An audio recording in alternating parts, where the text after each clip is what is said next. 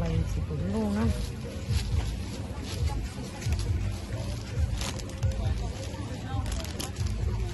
Chỉ cá gì thế mà. Cá gì mà. Ừ.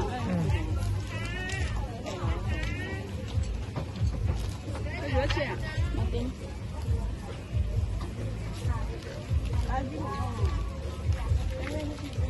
이번엔 건박에 집 지나 이뻐 뭐 너는 또 다른 밤뭐 좀 끄나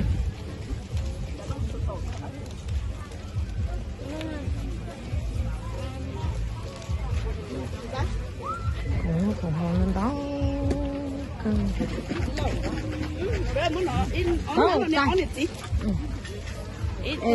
cái bố to nó phải chầu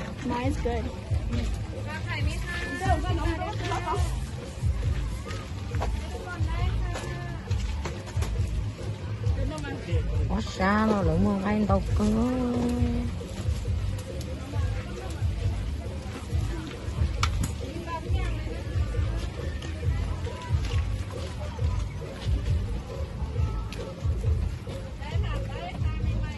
nó còn hồ mà ở thẳng được kiện non đó cơ như vậy nó thì nhát cá cơ nó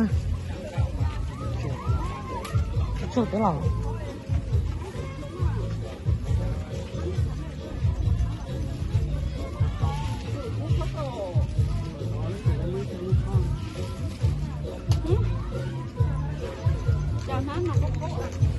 sẽ cá gì rồi phải sao mà cá gì ta xin nó kia câu luôn. Ồ, giờ coi tại biết có dụng đâu luôn à.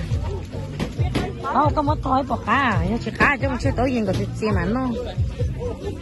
Cho nó dân dệt khổ thì làm mừng kia số dài khổng nó. Chụp làm mừng của nó chỉ nó cá cơ thì hả?